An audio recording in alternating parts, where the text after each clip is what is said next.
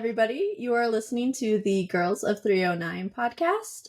My name is Analicia, and as always, I am joined by my lovely angels.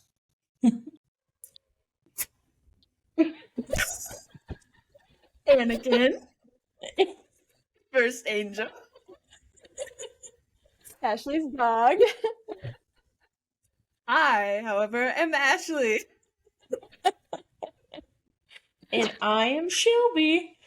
And I am Stephanie. In this podcast, we talk about all things Disney, from the movies to the characters to the theme parks to our just opinion on things.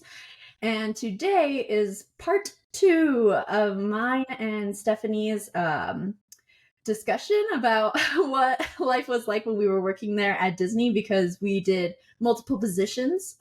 If you haven't listened to our first episode where we talk about our college program, I highly recommend you go and check that out. We are hilarious.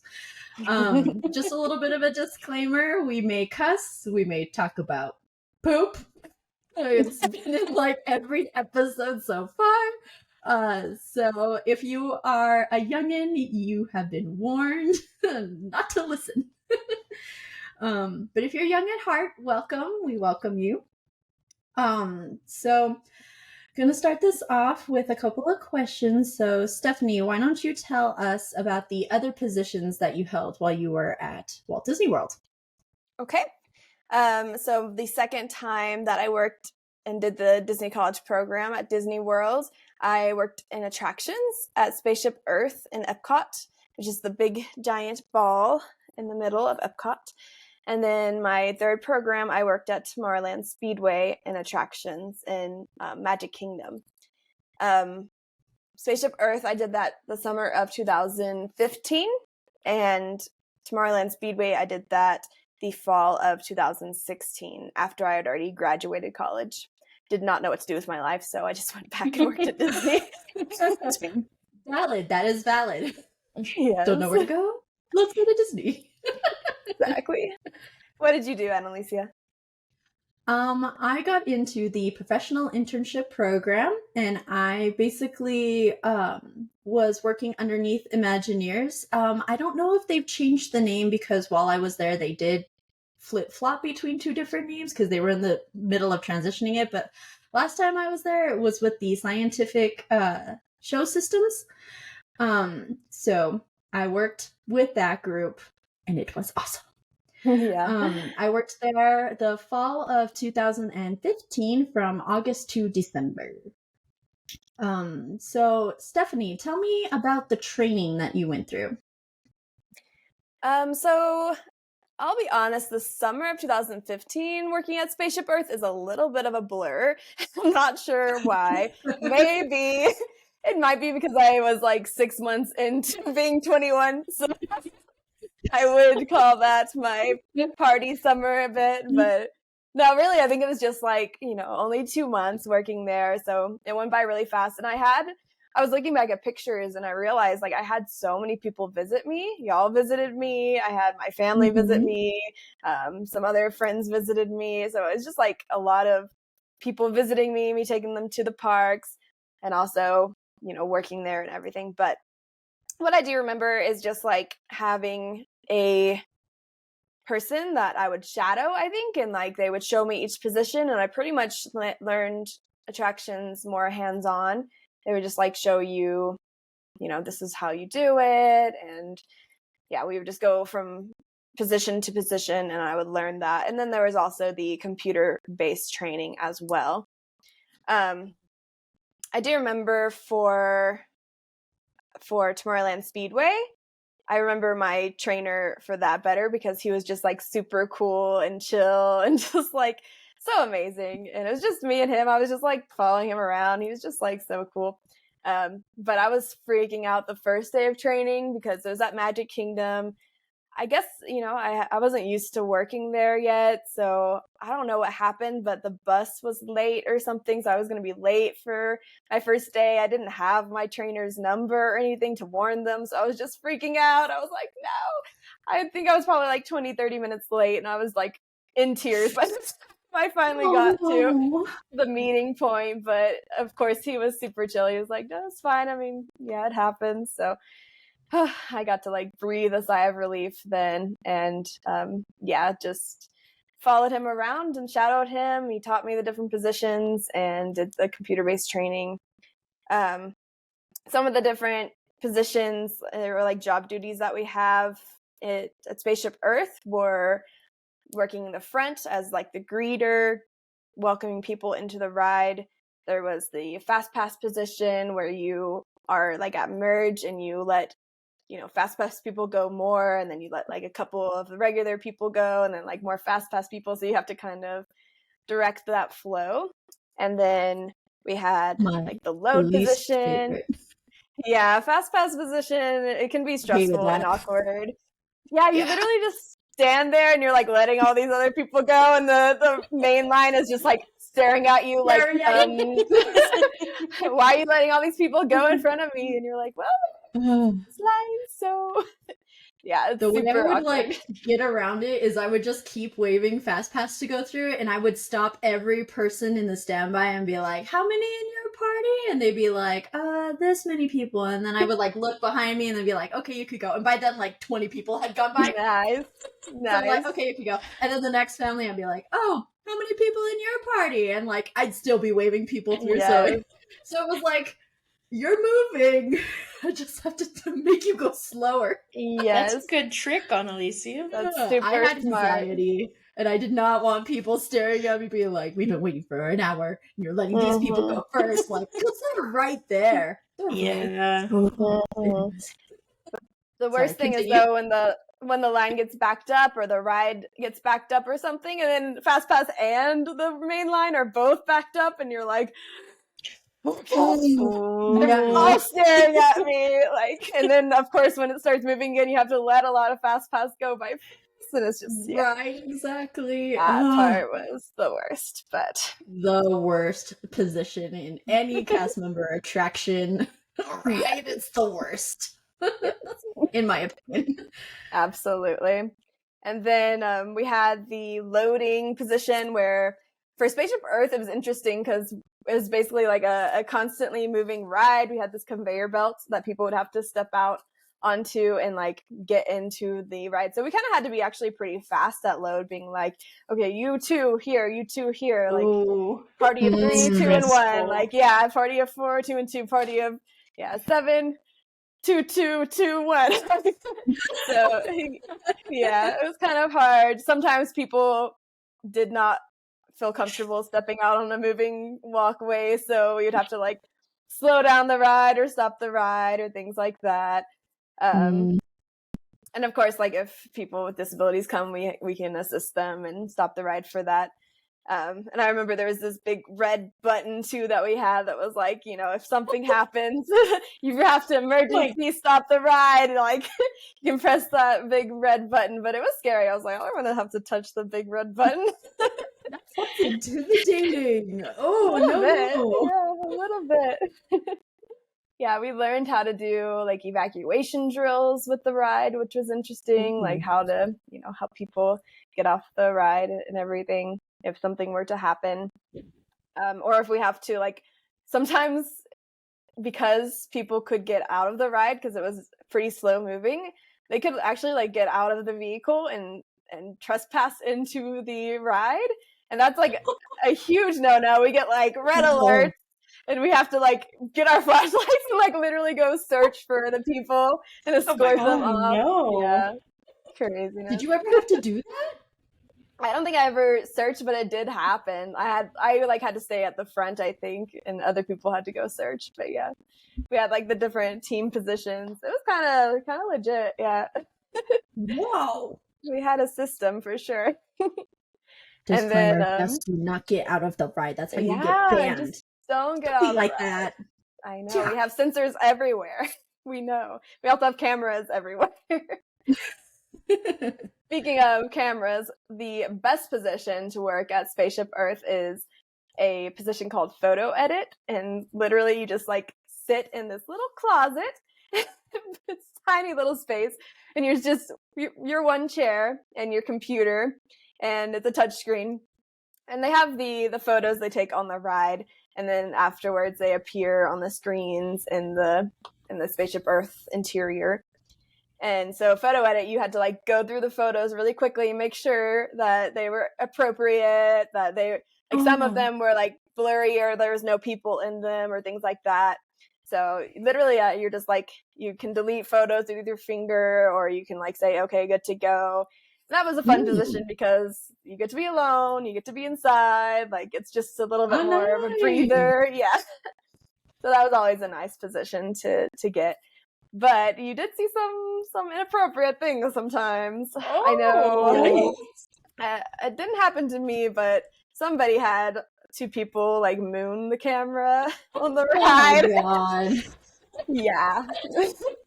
So they were actually banned for life from the Disney Oh, parks. shit. For their booties. Yep, for their booties. You should not show your butt on the camera at Walt Disney World. Disney's version of fuck around and find out. So may I include a tangent real quick? Absolutely. This is so interesting to me. So my family went to Disney World one year. And mooned the cameras? We were... It was us! Guys, I can't ever go again. No, but we were in the gift shop after Space Mountain, and there's a little photo booth in there. So one of my sisters went in and is, like making faces and stuff. Well, she didn't realize there's a giant screen in the gift shop that displays the photo booth. And so I look up, and it's her giving the middle finger picture. But when she printed the pictures, that one was taken off.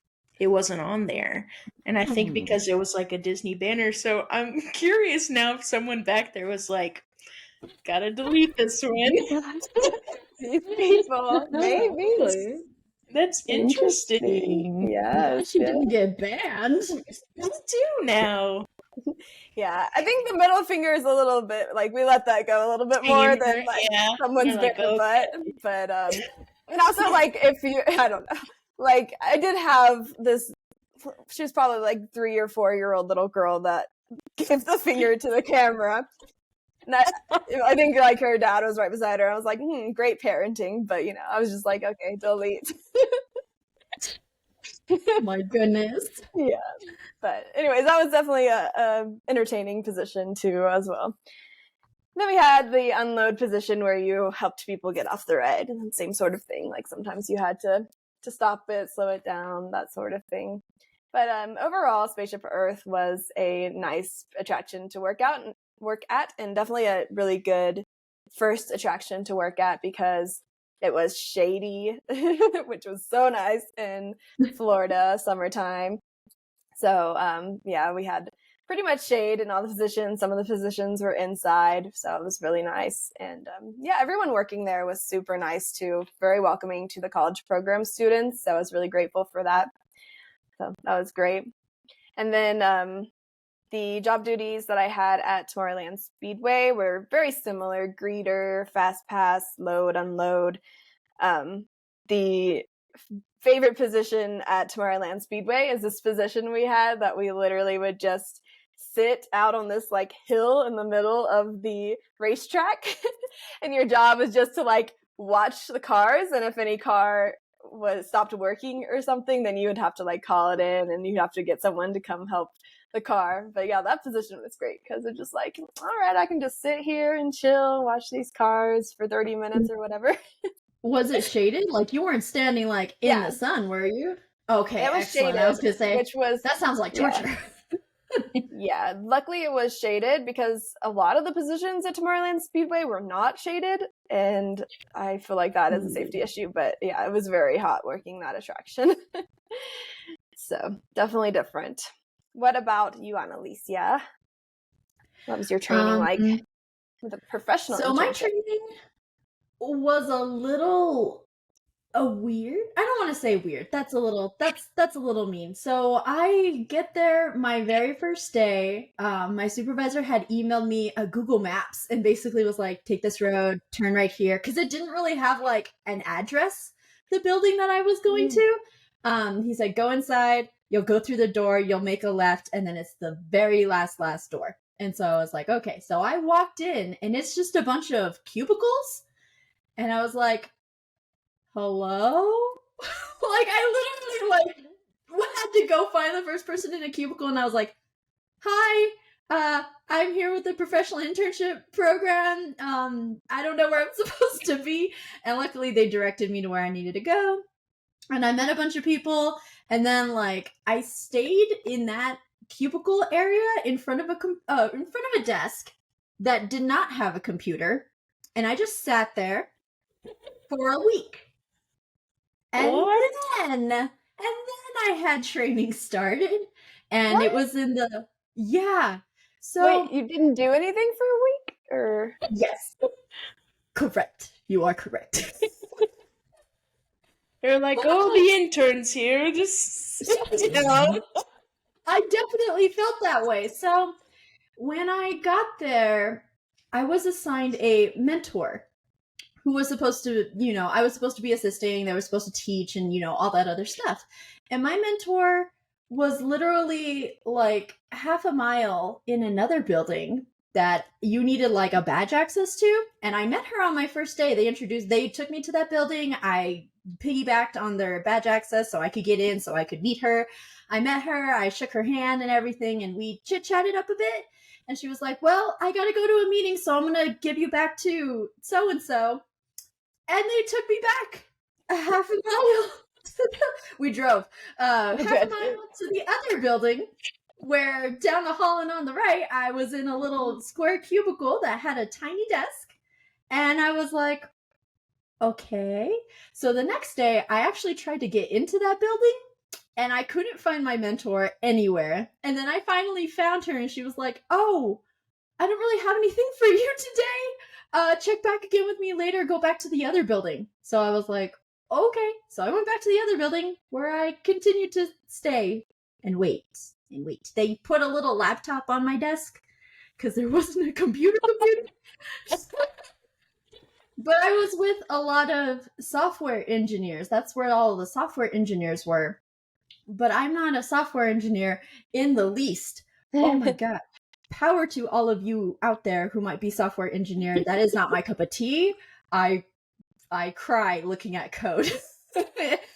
And so I felt very much like a fish out of water. But that's okay, because after the first couple of days / week, they started doing classes next door, and we sat down and we had like a table, and there was someone in the front with a whiteboard, and they were scribbling stuff away, and they were showing us PowerPoints. We took like quizzes, and then we went to another room right next to it where they had audio animatronics who were I call them naked, but they just didn't have clothes on. It was their skeletal structure that we could see, and we learned on how they moved and how to operate them, the difference between pneumatic and hydraulic, which is basically means, is it going to move by air like a or is it going to move by water pressure?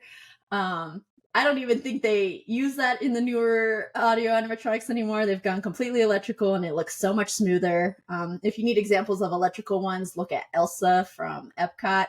She's electrical. Mm-hmm. That's who they were working on.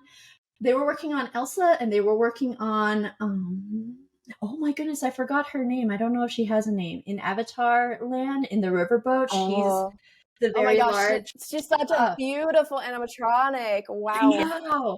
They were working on her, fluid. They were working on Elsa when I was there in 2015. Those were the two that they were working on to make electronic. And I was like, oh my God, let me do this. But the way they control them is like purely software. So I was lost. But that's okay. Even though I wasn't with my mentor, and she was like literally not even in the same building as me, I feel very lucky with how things ended up happening, because it kind of felt like everyone in that building, in that software department, and in the mechanical shop next door, they all like, it was like, you know the saying that like it takes a village to raise a child? I was that said child, and everybody else was that awesome village. Oh, that's so sweet.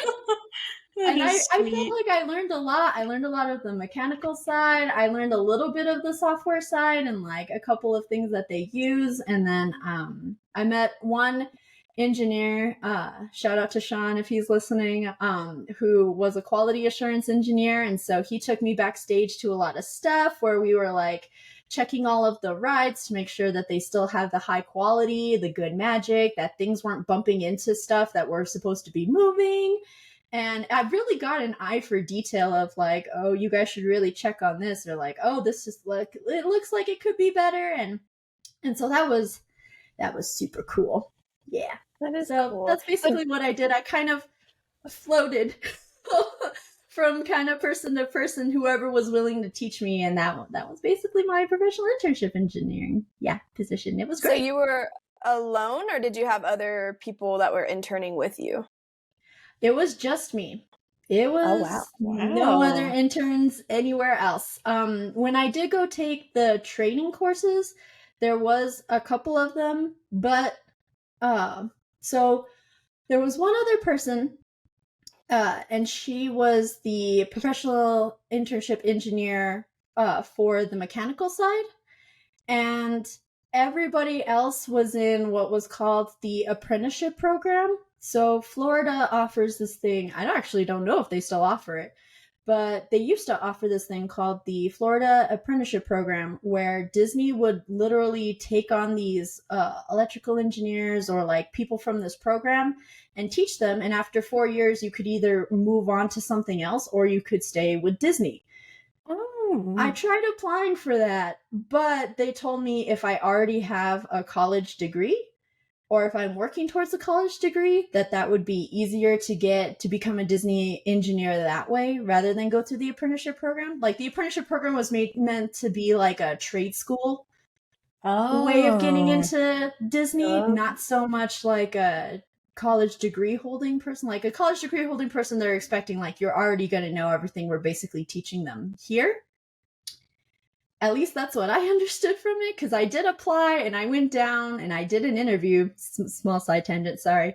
And they were like, okay, our wait list is 2 years. If you don't hear back from us in 2 years, then that means you didn't make it. And so I was like, oh, okay. You're respectful of people's time. I was so respectful. And I had applied in like 2016, the fall of 2016. And of course, 2018 rolled around and I had heard nothing. So I was like, you know what? I think these guys didn't pick me. No. And I did try to call to follow up, and I don't know if they remembered me or what, because I was on the phone and I was like, yeah, I'm calling to follow up to see if I got into the program. You said that your wait list was like 2 years, and it's been about 2 years. I just wanted to check. And they're like, you've been waiting for 2 years? And I was like, yeah. They're like, yeah, you didn't make it. I don't know if they looked anything up. They were like, yeah, you didn't make it. I was like, okay, have a great day. And then I cried. I'm sorry, Analicia. It's okay. It's no big deal. We're gonna move on to something. Side tangent.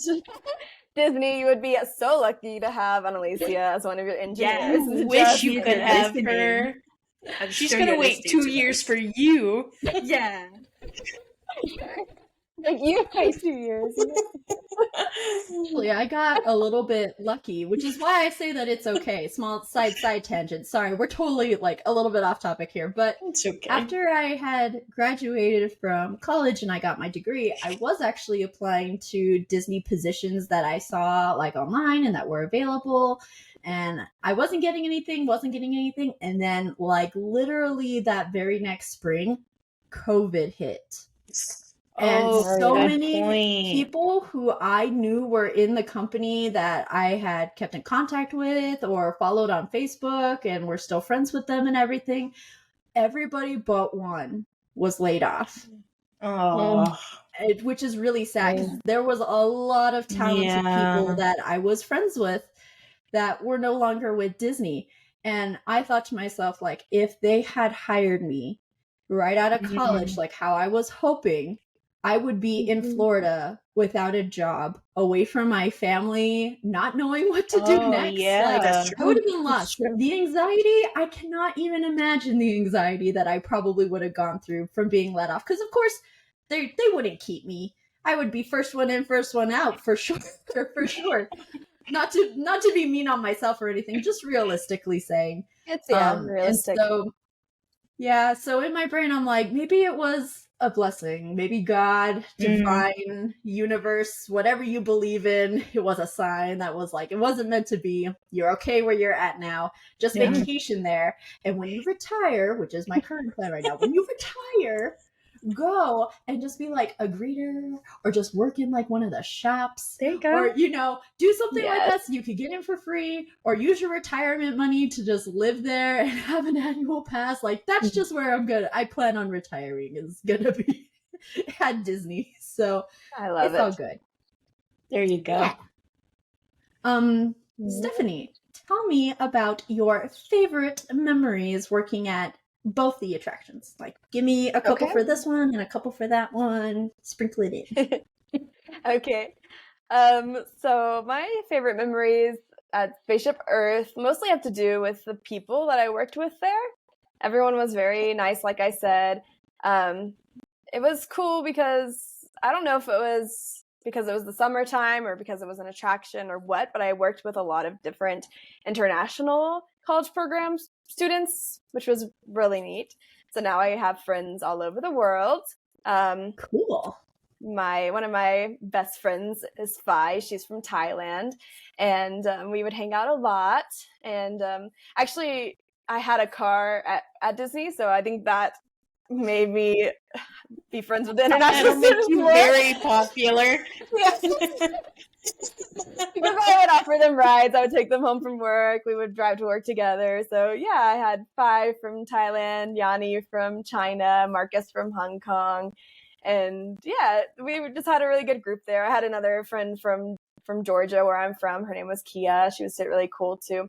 So we would all get together and we had a hot pot night one night. The Chinese students, they made us hot pot, which was really cool. Aww.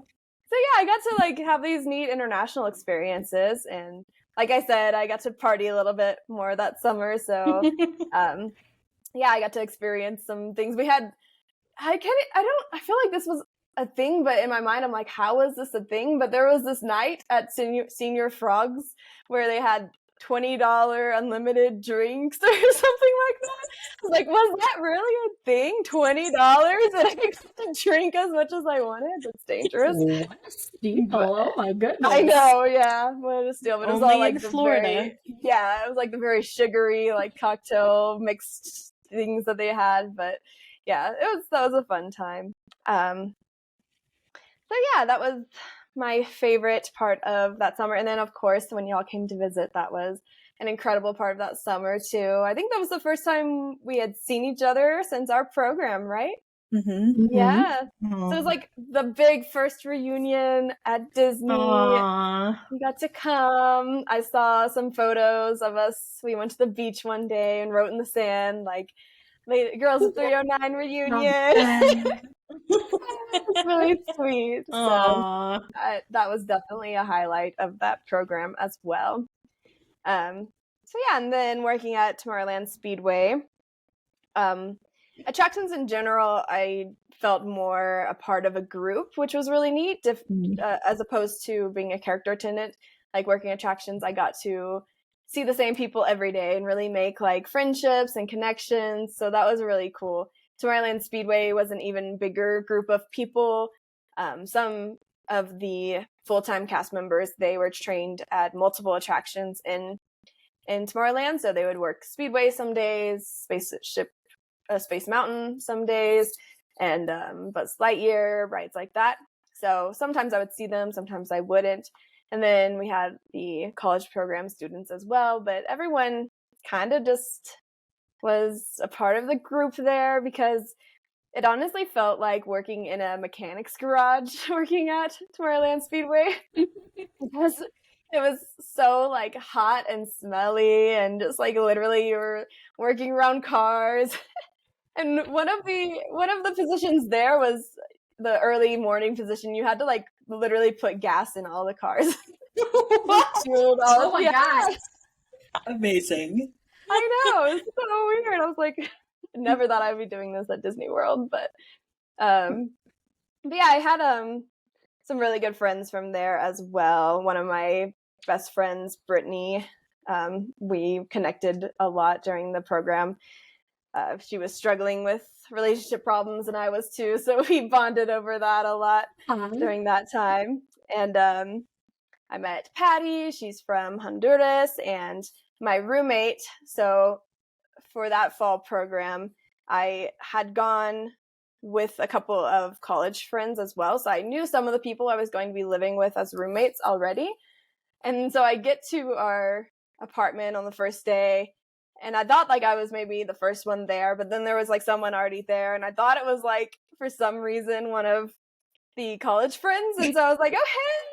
And it was like not her at all. It was like this other random girl. I was like, oh, hi. And she was like just waking up, and it was like very awkward at first, but she ended up being one of my best friends. Her name is Savannah. She's from Belgium, and we still keep in contact. She actually wrote a book about her college program experience, so maybe one day we can have her on the podcast too to talk about it. Yes. Yeah, so I had a really good time doing that. Do you have any least favorite memories? So I don't really have any specific least favorite memories. It's more just an overall like feeling of like, you know, when I worked at Spaceship Earth, I kind of felt bored sometimes because it got very repetitive. So I don't think that would be an attraction that I would want to work at forever, but it was fine for a couple of months. It was good for a couple of months. Great, honestly. And then Tomorrowland Speedway, like I said, it was very hot, very smelly. There's like some of the positions didn't have any shade.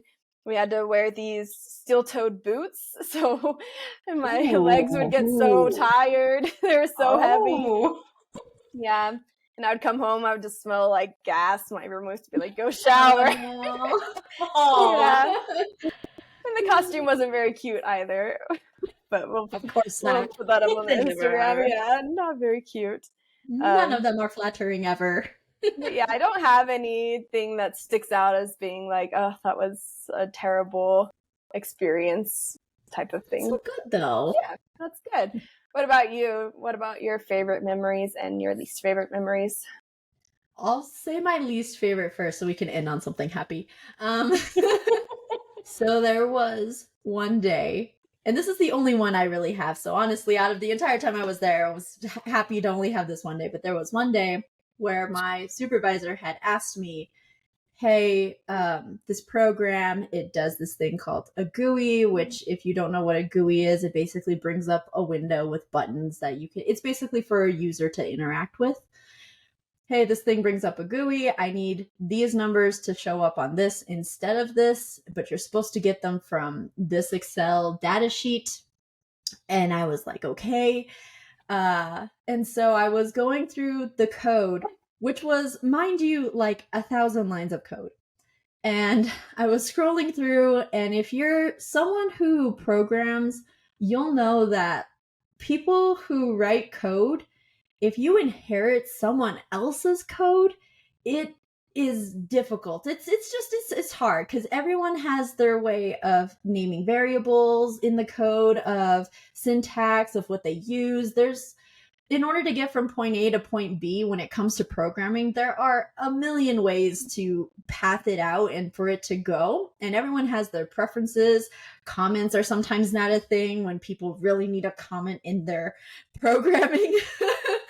And so I was trying to understand. And again, I had like maybe one class of programming because I'm not a programmer. I had like dabbled in it one class, and that's where I learned I didn't like it. So I was trying to recall that sort of like memory in the back of my brain, and I was getting flustered and frustrated, and I couldn't figure it out. I would like compile it and it would give errors, and when I finally didn't get errors, it wasn't doing the thing in the GUI that I wanted it to. And I was working on it for a while, and my supervisor came in to check on me, and I tried to explain to him what was wrong, and I don't know what happened, but my emotions just took hold, and I could feel myself getting ready to cry. Which I started to panic because I was like, oh my God, don't cry, don't cry, don't cry, don't cry, don't cry. I'm sure he could see that I was getting teary-eyed and everything, and I took a breath and I was like, I'm sorry, I just don't understand this and this and this part. And I explained to him what it was. I did not end up shedding a tear, which I was so proud of myself for not doing. done. And he was like, okay, well, don't worry about it. Remain calm. You know, if you mess up, we have a copy of the original code that I gave you. So you can use this as much as mess it up as much as you want. We'll have the original code and it's not like you can do any damage. And then I felt a little bit better. But I went home disappointed in myself that I had started to get teary-eyed and I let my emotions get the better of me. And I was just so out of my element. And I was like, this is not what I signed up for. This is not what I wanted to be doing when I came to Disney. I didn't want to work at a desk in a computer, which is fine. Because eventually my favorite memories came into place and I was actually out in the field, out in the theme parks. And so some of my favorite memories actually was working on the 3 Caballeros animatronic figures, the ones that are in the Mexican ride inside the pyramid. At the very end, Panchito's got his, I don't know if they're guns, they might be maracas. I don't know if they changed it for, the politically correct reasons and all that other stuff. And then one of them has a guitar and everything. And I didn't work on Donald, but I worked on Panchito. And then the other mechanical engineer that I was friends with in the training, she worked on Jose along with another engineer. And we wired, and he showed us how to put stuff into these connectors that were super cool.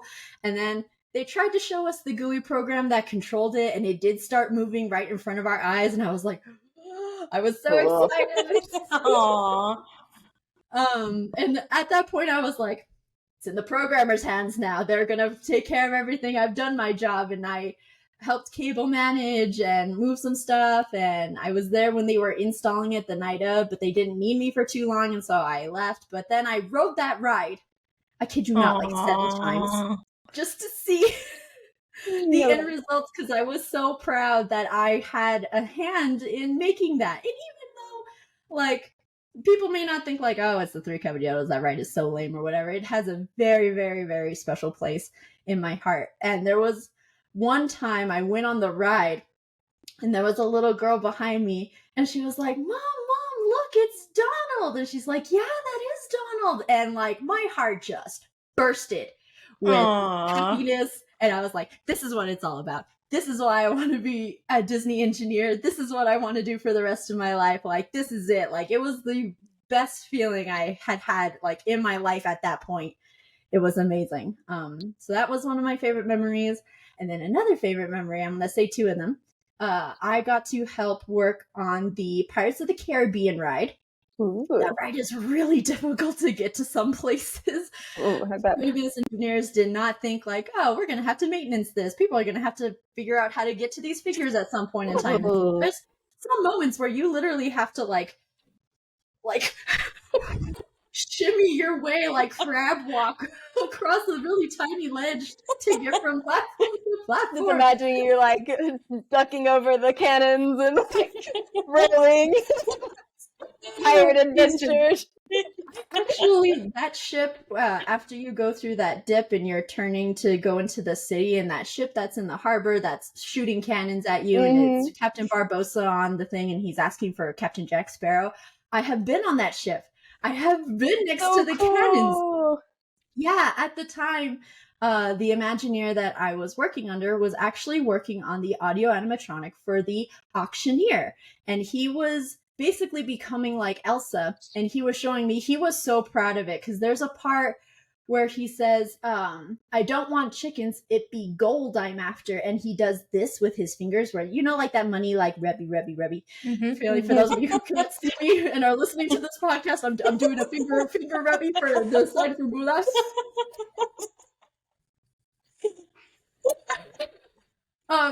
He would raise his arm and he would do this with his fingers, which in audio animatronic land, Like, that is a huge feat to make look realistic, to make look smooth, to not make it, like, make a lot of sounds as it's moving its fingers. Like, that was a high feat, and I was there when they were installing it, when they were working on it, troubleshooting it, when the auctioneer was quote unquote naked with just his skeleton.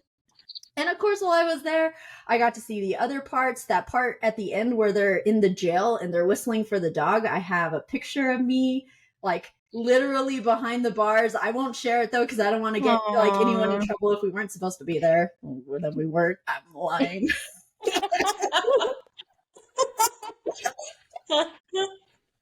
But that was amazing. I went up and like stood right next to the Captain Jack Sparrow audio animatronic, and I was actually taller than him. Perspective is everything. When you're down on the boat and you're looking up at him, he looks normal. If you're standing right next to him, he's like maybe 5'4". He was very small. Interesting.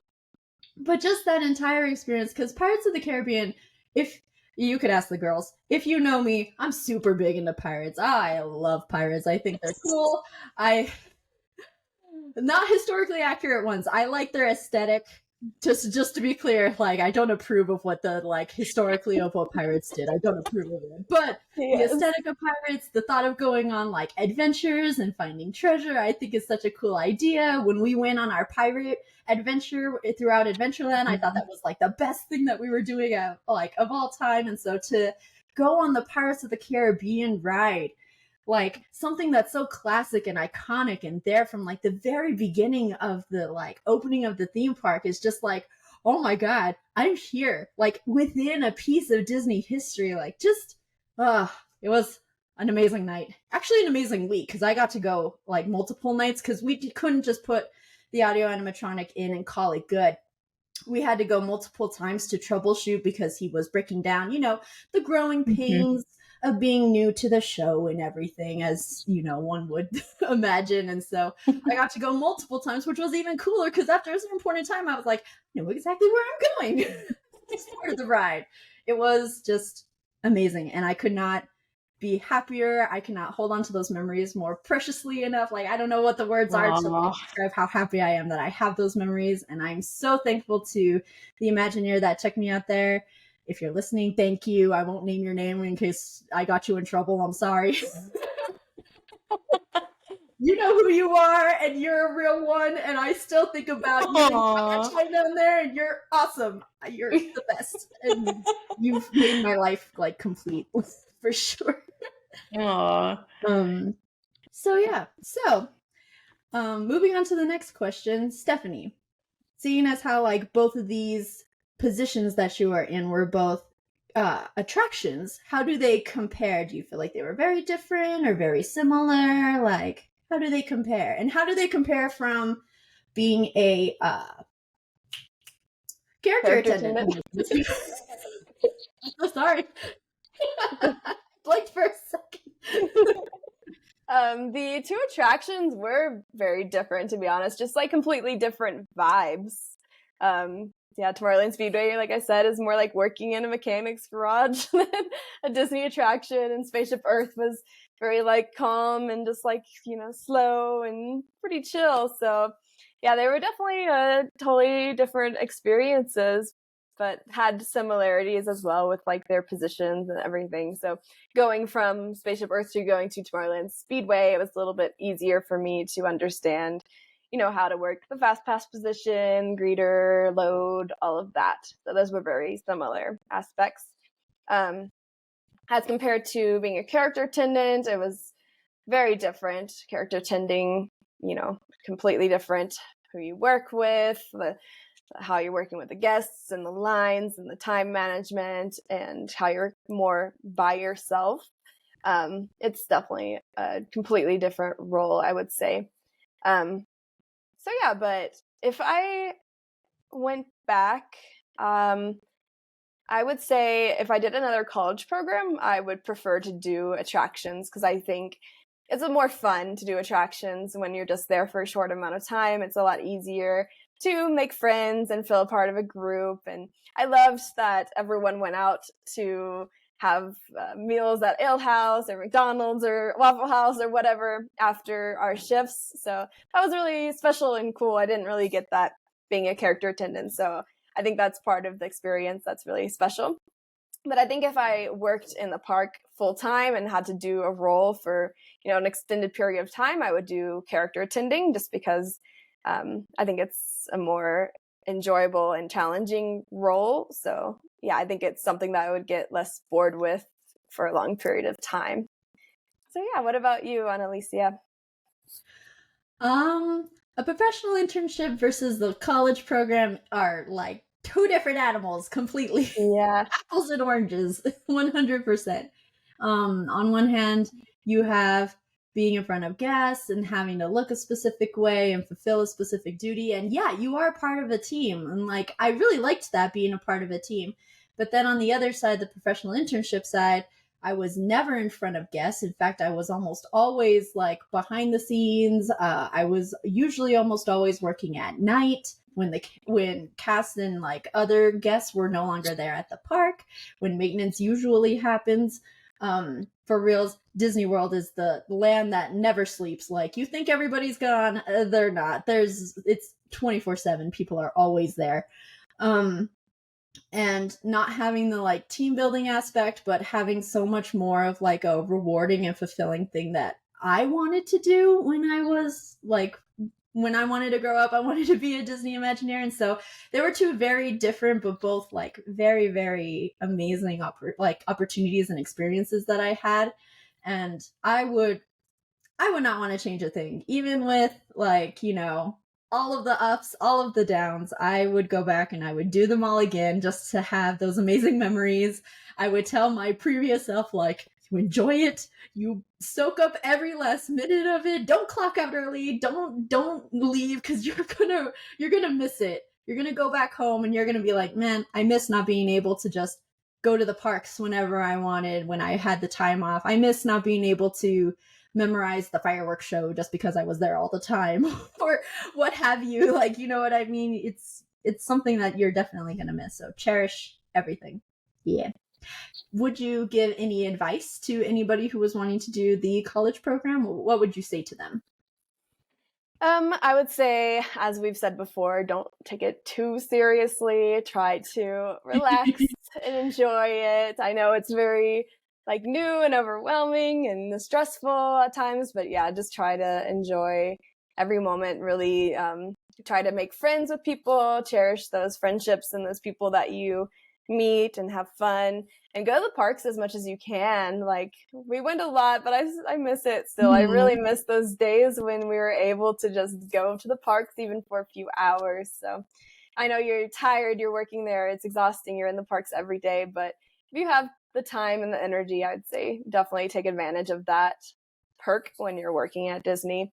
And explore other things around Orlando too. It's obviously not just Disney there. There's some really fun things to do around Orlando. You have Universal, of course. I enjoyed getting to experience that. You also have Gatorland. Shelby and I had a really fun day going to Gatorland. And they have the beaches, medieval times, things like that. So yeah, definitely get out and explore. And if you can bring your own car, I definitely recommend that, because the transportation system that they have, at least 10 years ago, it hopefully is better now. It was terrible. Yeah, that's what I would say. What about you, Analicia? Very similar things. For sure, bring your own vehicle if you can. Just because transportation may not be super reliable, but also it gives you the opportunity to explore a lot of places, outside of Disney, and gives you the freedom to like, oh, I want to go or I want to leave, come and go whenever you're ready. Definitely go to the parks as much as you possibly can. If you are thinking or considering applying for the Disney College program, I highly recommend it. I feel like it was a very good like stepping stone for me to becoming an adult. I had graduated high school. I was still living with my parents, going to college in the exact same city. So I was very much like in my own like little like desert bubble, I guess you could say. But this had a really good opportunity, like, because they take your rent right out of your paycheck and all of the utilities are included. So you didn't have to worry about like budgeting bills. Like, what you got at the end was what you had to do groceries or to have fun things. And so budgeting was really easy. All of the housing areas that we were in had a security guard in the front, so we were very safe for the most part. We didn't have random Florida people that you see on the news wandering around inside of our complex.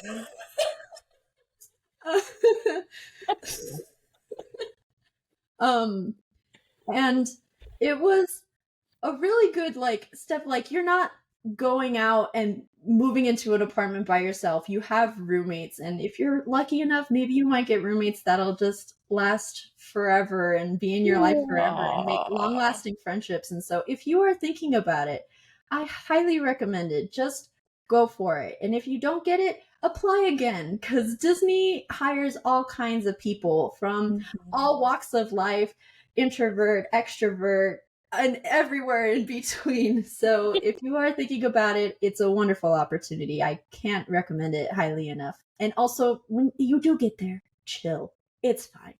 You're gonna do fine. Take it from us, who definitely probably overthought everything. Probably were over nervous about everything. That is one thing I do kind of regret a little bit, was looking back and remembering how anxious I was all the time and thinking, what was I anxious for? I don't even remember what some of the things I was anxious about or what I was anxious about. I'm like, if it happened, I would have been just fine. Like, just enjoy it. Just enjoy it and soak it all up. That's what I'll end it with. Do you have any last minute thoughts? Anything you want to add? I was just going to ask what the housing situation for the professional internship was like. Was it different than our college program housing? Yes, it was. So I stayed in what was called Falcon Square, and it was in Winter Garden. So there's like when you enter into Magic Kingdom, there's a road on the far, far, far, far, far right in order for you to get to the contemporary parking lot and to the, there's like a campground resort hotel also back there. If you take that road and you keep, I don't know, I shouldn't maybe be giving you directions to this. It may or may not still be open to just random people like me. But if you keep driving, eventually you'll come to a 4-way stop. You'll make a right. It'll be the Disney University on one side, and then you'll make a left. And if you kept going for a decent, 15, 20 minutes, you'll come across the Falcon Square. And that's where I stayed. I actually really liked those dorms much better than Vista Way. I wonder why. Anything's better than Vista Way. Orgy hot tubs? Well, I liked it because, yeah, you were still living with one other person in the room, but it was much more modern. It was a little bit bigger. And the bathrooms that they had, there was like a door that was like for the rest of the apartment, and also a door that led to like your room. And then the other apartment had like a completely enclosed, or the other room, I'm sorry, had a completely enclosed bathroom, modern, like living room, dining area, kitchen was much better. The only thing I will say though was that it did not have a security guard, and they did not have a cool clubhouse where you can go and rent movies and books and all that. It was very much more like, you're an adult now, here is the apartment we are gonna allow you to stay in, and have at it. But I really liked the area. It was nice because it was very secluded. It was only like a 5-minute drive away from Publix. And if you don't know, Publix is like the grocery store of Florida. You don't want to go to Walmart, you go to Publix. I didn't know that. We don't have a Publix where I'm from. So when I came and I saw it, I was like, what is this place? It's a great place. Publix is great, yes. Publix is great. Were you at Vista Way for all of your other No, actually, no. I was at Chatham for my second program, which was very fancy and nice. Fancy. Chatham, yes. Very nice. And then I was at Patterson Court for my third program. So I got to kind of experience the different types of housing. Chatham is definitely the nicest. But now, like all three of the options. Was there 3 or 4 options? there was 4. What was the 4th? Oh, okay. I don't remember. I think You're asking for I'm pretty sure there was 4, but I can't remember the 4th one. The name Neither of it. can I. It's been 10 years. I feel like the 4th one was more international people staying there, maybe, but I could be wrong. And then nowadays they have like even fancier housing that they've opened up, the Flamingo Crossing or something like that. Oh, yeah. It looks very nice. So yeah, I'm sure it's not cheap, but it definitely looks nicer than what we had. Of course, when we're not there, they just decide to upgrade, of course. They needed to upgrade. Yeah. That's It was necessary. We made the most of our little tiny, unmodern, old living area. 100%. We really did. Please. Percent. Anything else you wanted to add? Or Ashley, Shelby, anything else you guys want to add? I have a question. What's up? I was going to ask both of you, do you think that like a little age and time helped at all for your second stints and your third, Stephanie? Like, do you think it made it easier? Yes. Definitely. I was... I'm going to date myself saying this, but on my first college program, I did not have a smartphone. I had one of those flippy phones that had the entire keyboard underneath it to text. Wow. Don't touch me. And I was terrified, even though I had a car. I was terrified because if I got lost, I was lost. I had no GPS, nowhere knowing where to go or anything like that. So when my professional internship came around, I made sure that I absolutely had a smartphone. And even though I didn't have unlimited data, I had a little bit of data where I wasn't going to not be able to find my way home.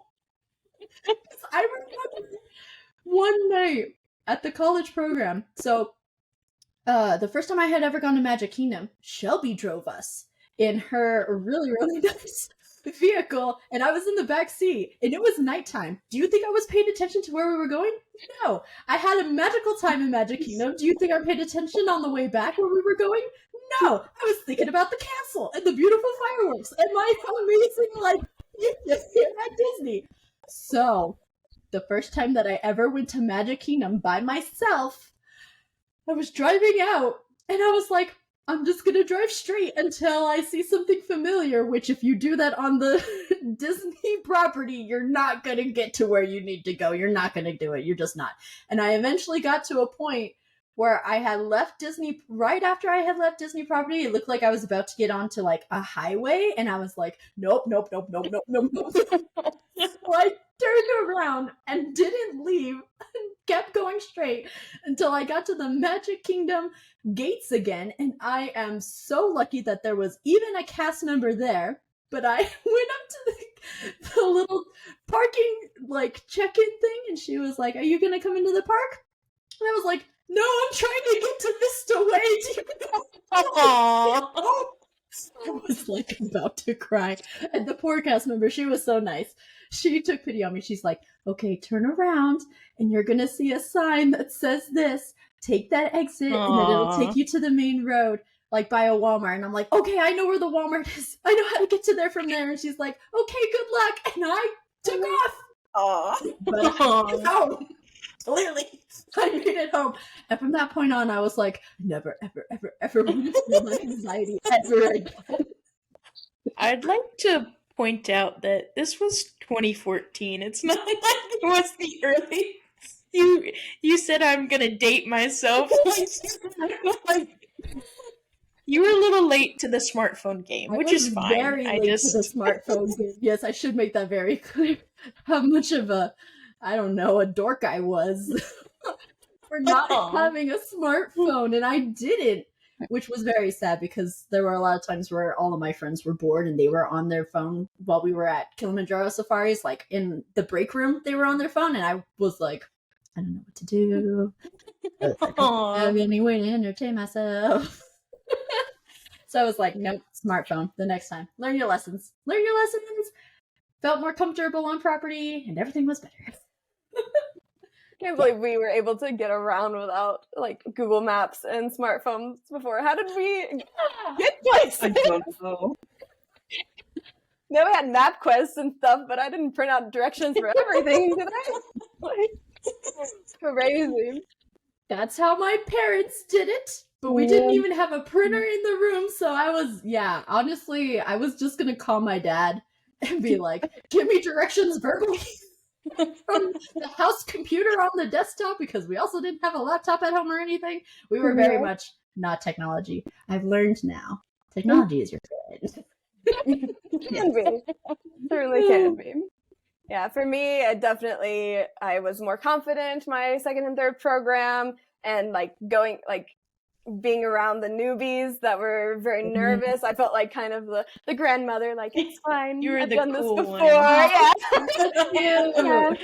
It was cool to be able to do that. And also, like, going back to my college, I was one of the first people at my college that did the Disney College program. There was like one girl that did it before me, so I was like the go-to girl for information. Aww. I actually did my thesis on the Disney College program. I made these like brochures and did like presentations trying to support it and give information about it. So yeah, I think a lot more people started doing it after I did it, which was cool. Nice. Yeah. Cool. Alrighty, I guess that about wraps it up for this episode. Thank you so much for listening. This has been the Girls of 309 podcast. Follow us. Look out for more episodes. I don't know how to do this, guys.